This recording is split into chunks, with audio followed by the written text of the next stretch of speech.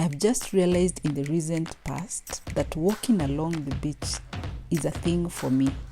Stepping on this sand, the breeze from the ocean, I tell you, I felt like all my worries were left here and I was so rejuvenated.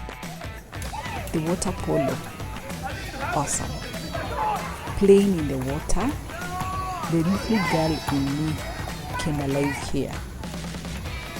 Thank you so much, my YouTube family. Your comments, your likes, and more so, always coming back to watch me and subscribing to my channel. I salute you. My love to all of you. Today, join me in my chapatis experience.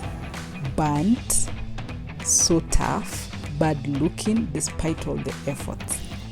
But here is a trick. At this stage, I always added flour, but I've come to realize that adding oil does the magic. Meanwhile, my to serve with is being prepared. Look at that. So soft and ready to rest for at least 15 minutes. I always put some oil on my surface where I will lay the dough to prevent it from sticking on.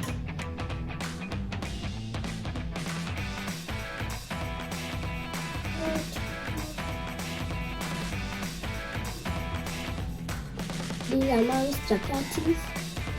She's making them. For that perfect round shape, this is the hack. Spread the dough with your fingertips before using the rolling pin, and voila, that perfect round chapati.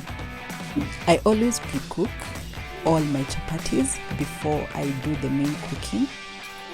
This makes my cooking very fast. You can try it and let me know how it works for you. And then I start the cooking, and I'll use very little oil because I already added oil on the dough. My chicken and my beef ready.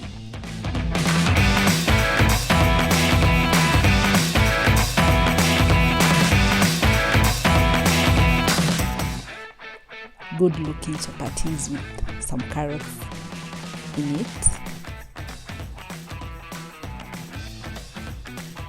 So soft with less oil, looking so yummy.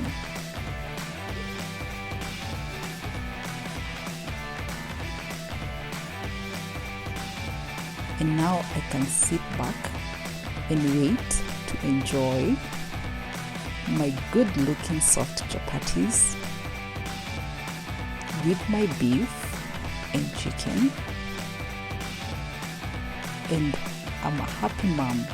My chapatis, the best.